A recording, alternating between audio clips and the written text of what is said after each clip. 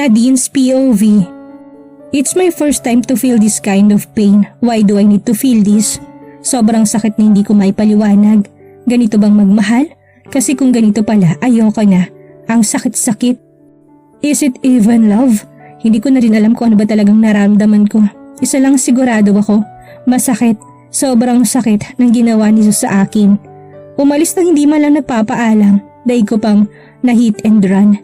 Gago. Hindi ka man lang nag-iwan ng sulat para may remembrance sana ako. Gusto kong pagtawanan ng aking sarili. Damitin smart na din masada, naisahan, what the? Kung ano-anong masasamang salita na lumabas sa aking bibig. Kaya pala pinipilit ni Jesus na talagang kasal kami dahil yun lang palang gusto niyang kunin.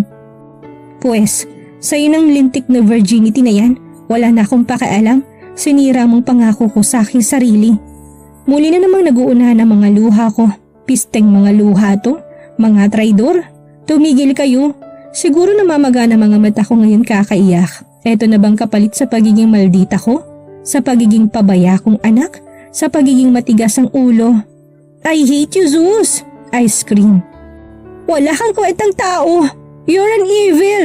Sinusumpa akong araw na nakilala kita. Pagsisisihan mo lahat ng ginawa mo sa akin. Hindi ako tanga para bilugin mo ulo ko. Emergency your face, gago ka! Para na akong baliw sa kakaiyak. Hindi ko alam kung dinig ba sa kabilang unit ang mga sigaw ko pero wala akong pakialam. Hanggang sa napagod ako, naubos ang lakas ko, hindi ko na alam ang sunod na nangyari hanggang sa nakatulugan ko na lang ito. Nagising ako dahil sa tunog ng aking cellphone. Wala sana akong balak tingnan pero naisip kong may pamilya pa rin ako nag-aalala para sa akin. Missed calls, 136 messages. I checked the missed calls. Lahat galing sa pamilya ko. Kahit galit ako sa kanya, part of me still hoping na baka tatawag siya para magpaliwanag kung bakit siya umalis. Kung bakit niya ako iniwan pagkatapos na may nangyari sa amin. Pero wala, isang katangahan ang umasa at maniwala ako sa kanya. Ay iiyak na naman ako. Ayoko nang umasa, ito nang huli. Wala na akong binuksan sa mga messages. Ayoko na magbasa. I'm tired of this drama. Tatawagan ko si mommy. Sa kanya ko lang sasabihin na gusto ko munang mapag-isa. I won't tell her what happened to me dahil ayoko masirang friendship nila ni Tita Stella. Their friendship is more than what I felt right now. Ayoko magkasira sila dahil lang sa katangahan ko. Isang ring lang palang sinagot kagad ni Mom. Nadine anak, where are you? Bakas ang pag-aalala sa boses ni Mommy. Parang gusto ko na tuloy umiyak at magsumbong sa kanya pero kailangan kong pigilan ang aking sarili. Knowing my mom, walang pinapalagpas ang isang ilis mazada. Ma'am, I cleared my throat para hindi niya mahalatang namamaos kong boses. I'm sorry kung hindi ako umuwi kagabi. Nagpapalamig lang ako, ma'am. My voice broke after saying the last word, kaya tumigil muna ako. Tinakpan ko ng aking bibig para hindi marinig ni mom yung paghikbi ko. Akala ko ayos na ako. Akala ko naiiyak ko na lahat kanina. Bakit ba kasi ayaw tumigil nitong mga luha ko? Naman pagod na ako, masakit na mga mata ko, masakit ng puso ko, lintik na mga luha to, traidor, ayaw pang tumigil.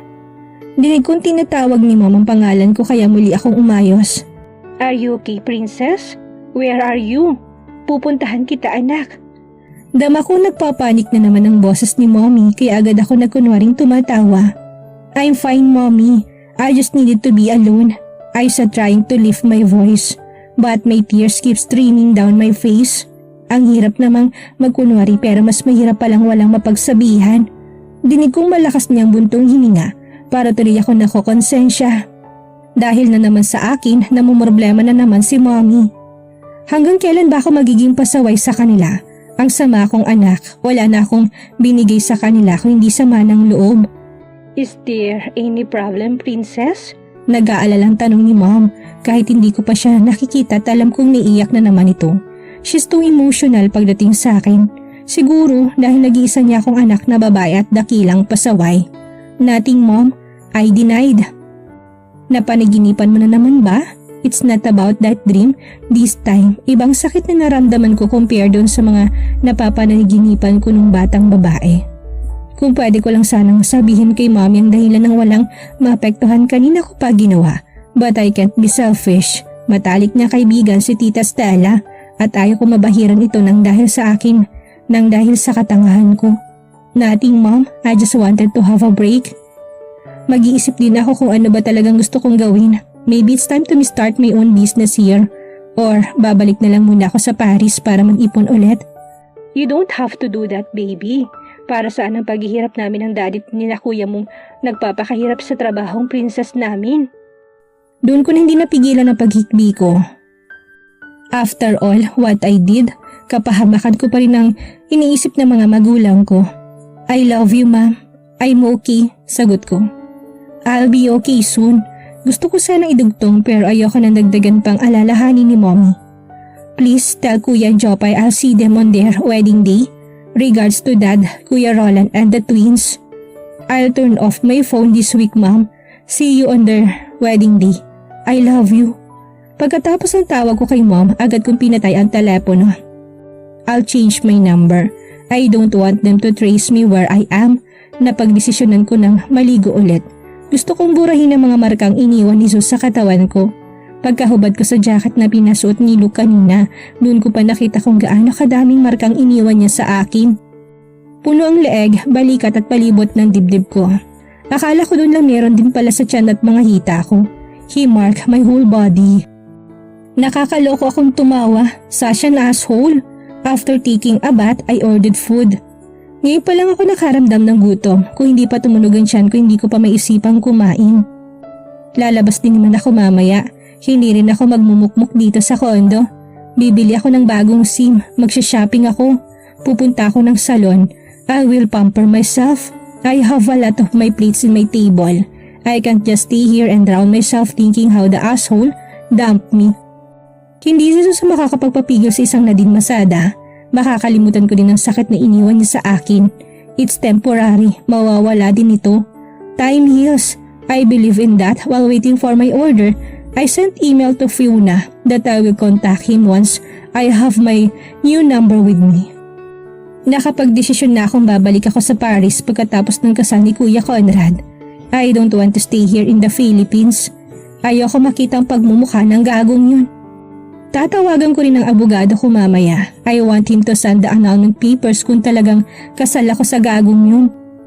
I don't want to be associated with him. He's not worthy of my time. He's not worthy of my tears.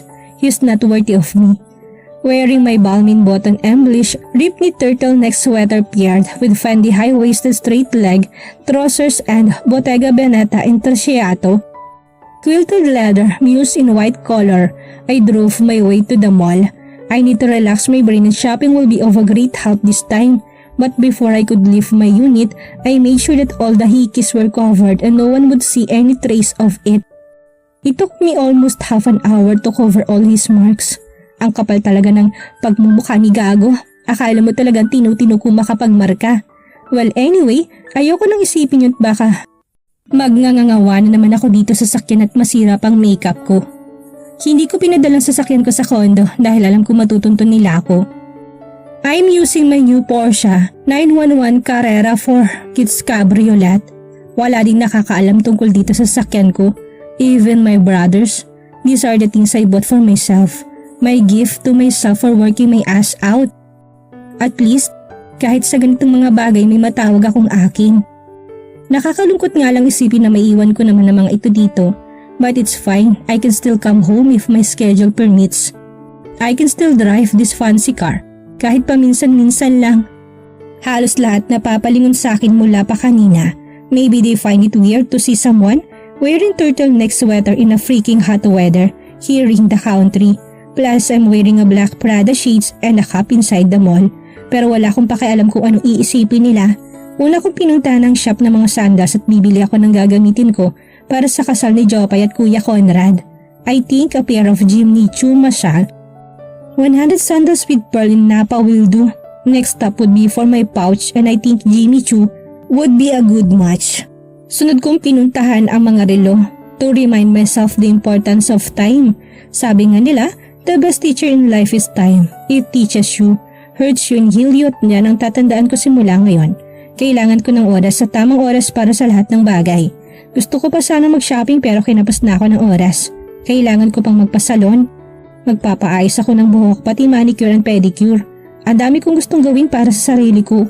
Saktong pagpasok ko na sa salon na may nakabunggo ako dahil papunta din pala ito sa loob. Just busy with their mobile, kaya hindi nito napansin na magbubunggo niya ako. Nahulog ang cellphone niya kaya naglikha ito ng ingay dahilan ng paglingon sa amin ng mga tao.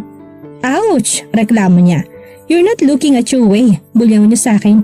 Gusto ko matawa kung suntukin ko na lang kaya ang nguso nito para may justice yung pagsigaw niya ng ouch. Sa dami ba naman ng taong hindi ko dapat makita sa araw ito, si Snow White pang nagpakita sa akin. Talaga naman pag minamalas ka nga naman. She's wearing a bodycon dress. Labas dibdib, kita-hita pero hindi pa rin maganda. Sobrang putla at hindi pantay ang shade ng foundation sa leg at mukha niya. May blush on pa na hindi naman pantay na nakablend. Lalo tuloy hindi bumagay sa kulay niya. Paano kayo naging artistang babaeng to? Sabi si Kat, wala ba siyang makeup artist o stylist na titingin sa style niya? Napakabaduy. Are you blind? Maarte at nakakalokong tanong nito sa akin. Hindi niya kasi talaga maaninag ang mukha ko dahil sa suot kong shades at cap. Nakakaloko akong ngumisi sa kanya kaya kita kong pagkainis sa mukha niya. Ako bulag? Nahiya naman ang natural gray eyes ko sa blue contact lens mo. I slightly removed my shades and showed her my eyes. Tinaasan ko pa siya ng kilay, ang ingay ng babaeng to. Ang sarap sungal-ngaling ng bunganga. Hindi mo ba ako kilala? Mayabang niyang tanong sa akin. Ay wow, feeling entitled? Superstar ka girl? Dinaig mo pa ako kumakasta ka. Ako ba, kilala mo? Ganti ko sa kanya. Get out of my way kung ayaw mo ipakaladkad kita sa gwardya. Bulyaw niya sa akin. Naglilingunan na yung mga dumadaan sa lakas ng boses ni Snow White. Nagpanting ang tenga ko, ngayon pa talagang mainit ang ulo ko. Gusto ko sana mag-relax pero kung yun ang gusto mo pagbibigyan kita. Hoy, babaeng maputla, na hindi pantay ang foundation. Umayos-ayos ka ha? Sino ka ba sa akala mo para paalisin ako? Taas nung tanong ko sa kanya, ang bigat pa naman itong paper bags na dala ko't baka ihampas ko to sa pagmumukha niya. Ikaw na nga may kasalanan, ikaw pa may ganang magalit. Wow girl, ang kapal din naman ang pagmumukha mo. Nalaki ang mga mata niyang tumingin sa akin, head to foot pa niyang bruha. Anong tinitingin-tingin mo dyan? Ang yabang mo akala mo naman kung sino ka sikat. Pantayin mo munang blush on mo bago ka magyabang sa akin. Nakakaloko kong sabi. Dinig ko nagtatawanan ang mga tao, yung iba kumukuha pa ng video. Ayos lang kung wala akong pakialam, may suit akong shades at cap, at saka kahit makilala nila ako, who cares? Babalik na ako ng Paris doon at walang makikialam sa akin. How dare you? Sino ka ba? Humakbong pa to palapit sa akin. Ay naku girl, huwag mo lang subukan at baka manghiram ka ng mukha sa aso. Warning ko sa kanya, kaya umatras ito. Lamang ang height ko sa kanya, kayang kaya ko siyang ibalibag. Matagal-tagal na rin ako hindi nakakapag-practice ng taekwondo. Pwede ko siyang sampulan. Carlo, call the guard. Paalisin mong babaeng to. Utos niya sa kaibigan kong bakla na may-ari ng salon, pero deadma ito sa kanya. Mas lamang nakakampi sa akin si Box dahil akong tumulong sa kanya nung pinalaya siya ni Chona. Ma'am Nadine, pasok po kayo. Tawag ni Carlo sa akin. Ngumiti ako sa kanya para sabihin ayos lang ako. Muli kong binalingan si Snow White na ngayon namumula na sa galit. Gago kang bakla ka. Bakit mas kinakampihan mong babaeng yan? Hindi mo ba ako kilala? Pwede kong ipasara itong shop mo. Doon na ako hindi nakapagpigil. Inisang hakbang ko siyang ngunit may guard na lumapit. Pasalamat siya dahil kung wala, baka sasabog ang nguso niya sa akin. Kailan ka pa naging may-ari ng mall namin ha? Matapang kong tanong sa kanya. Nagsisinghapan at nagbubulungan ang mga marites sa paligid. Hala, anak siya ng may-ari. Ayan, maldita kasi talaga yan si Jessa. Feeling sikat kasi yan, tuloy pahiya. Kita kong pagkapahiya niya. Pero mataray pa rin itong tumitig sa akin. Maybe she's trying to remember my face. Sa susunod, kilalanin mo na kung sinong babanggain mo. Nadine Masada, itatak mo yan sa utak mo. Sabi ko sabay talikod sa kanya. Bye ka girl, warm up pa lang yan. Carla, close your salon. I don't want to be disturbed. Nakangiti ko sabay kay Carla na agad naman itong sinunod. Okay Miss Nadine, as you wish. Kinabukasan, maaga ako nagising dahil nagset ako ng alarm. I have to call my lawyer to ask about my annulment. Pero hindi pa man ako natapos sa morning routine ko, mas nauna pa itong tumawag sa akin. Good morning attorney, I hope it's a good news. I said in a low voice hoping to hear some good news early in the morning. Well, I'm really expecting that he will sign that damn papers. Yun kung totoong valid ang lintik na kasal na yun. Ano naman ang mapapala ni Sus kung hindi siya pipirma diba? In the first place, he's the one who dumped me. Miss Maceda, Mr. Samaniego's lawyer called me that his client declined to sign the annulment we sent to them. Oh, so the marriage is real. I'm surprised pero kaagad din ako nakabawi. Knowing in a short period of time, hindi na ako nagtataka kung paghihirapan ni Jesus ako. Hindi ko maintindihan kung anong pinaglalaban niya gayon siya naman ang umalis na hindi nagpapaalam. May pa-emergency pa siyang nalalaman. What are the grounds you included for the annulment, attorney? Hindi ko kasi alam kung anong nilagay niya doon sa petition. Ang sabi ko sa kanya kahapon ay siya nang bahala. Ilagay niyang bakla ito hindi kay impotent, physically abusive, mentally incapacitated, cheater at marami pa. Wala akong pakialam basta lang maghiwalay ako sa kanya. Period. That's the main objective. I want to be annulled, to erase any connection with him. I stated that he is a gay and he don't have the capacity to please you the way a husband should please his wife. I was shocked at what he said. Sa dami ng grounds yun pa talaga napili ni attorney. Hindi ko tuloy maiwasang mamula dahil biglang nag-flashback yung mga ginawa ni Sus sa akin. The rest they can prove that it's not true because he has a good reputation. But we still can't try that. Our claims for him being impotent. Well, we can add but it's hard to prove but still we can use since wala pa rin naman nag-claim na may anak sa kanya. Tama nga naman, it's hard to prove not unless. But what if may anak na nga siya? I felt a slight pain in my chest pero agad ko rin tong binura. I don't want to entertain any thoughts about him. Mag-anak siya sa iba, wala akong pakialam. Why is he making it hard for me? Kung sana pumirma na lang si Sus edi tapos ng usapan, makakabalik na ako sa dati kong buhay na walang pinoproblema. By the way, his lawyer requested to meet you. Gusto daw makipag-usap ng client niya sa'yo. Do you want me to set a schedule? Wow, may balak pa talaga siyang magpakita sa akin. Para ano? Para ipamukha sa akin na hindi niya ako type? Na hindi siya nag-enjoy sa pisting honeymoon na yon?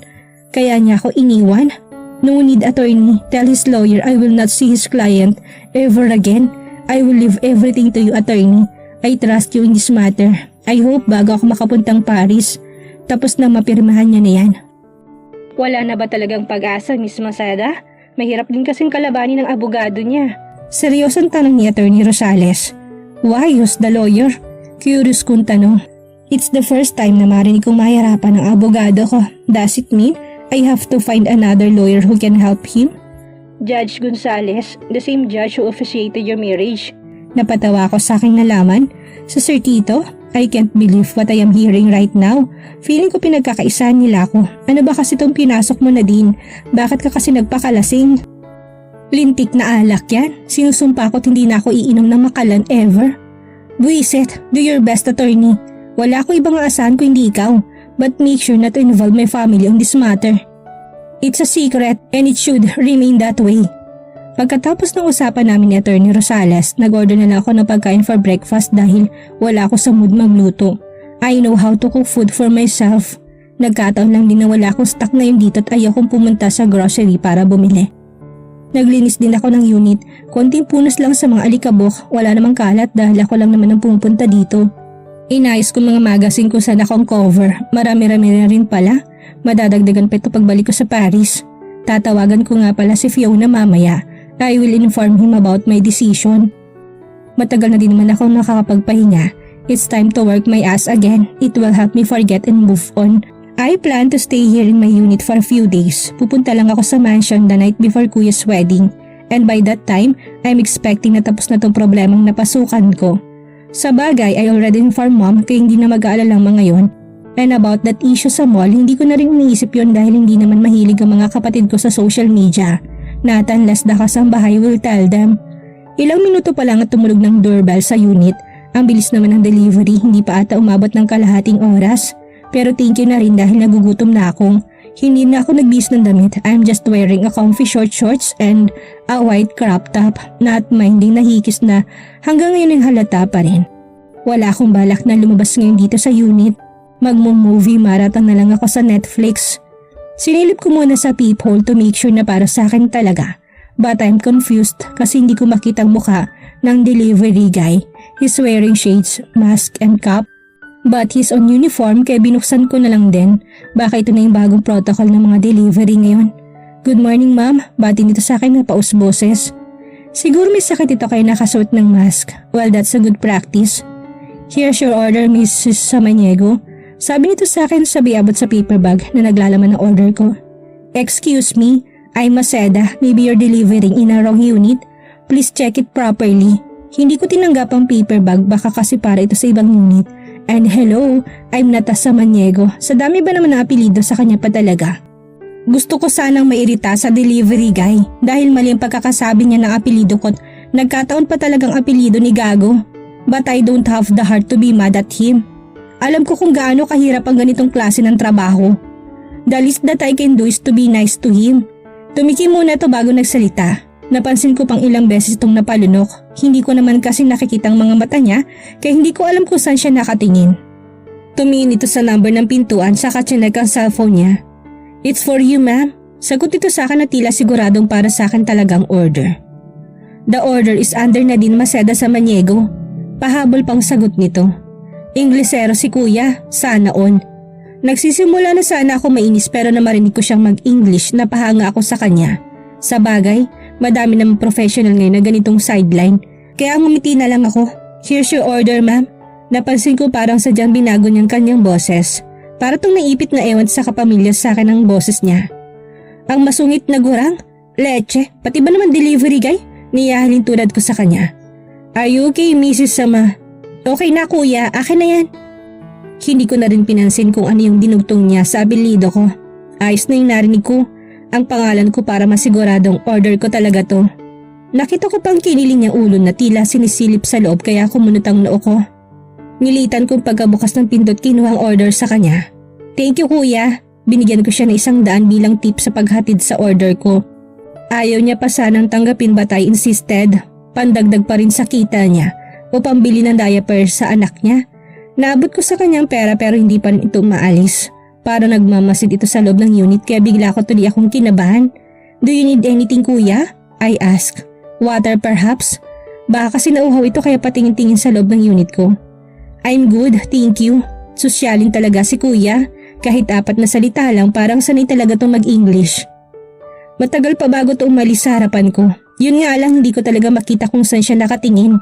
Nang ma-realize kong mga hiki sa aking katawan, doon pa ako nahimasmasan. Muli ako nagpasalamat sa kanya saka sinara kong pintuan. Sinilip ko pang peephole kung umalis na ba siya. He's still outside looking at my door. He's weird, pero hindi ko na lang pinansin. Iba pa naman yung dating niya. Hindi yung usual na delivery guy. His build is familiar. Matanggat sa kamalaki ang pangangatawan. Siguro magkasintangkad sila ni kuya. Saka in fairness ang bango niya, hindi siya ang may araw. No judgment, real talk lang. Kaya hindi talaga ako nagmamaldita sa mga ganyan kasi mahirap talaga yung trabaho nila. Ulan at init, trabaho pa rin. Well, siguro maalaga lang si kuya na delivery guy sa sarili niya. Hindi ko na rin siya pinansin dahil nagugutom na ako. Bahala siya kung gusto niyang maghintay sa labas. At dito na po nagtatapos ang 11 kabanata ng ating kwento. At sana'y muli niyo po akong samahan sa mga susunod pang kabanata. Maraming salamat po.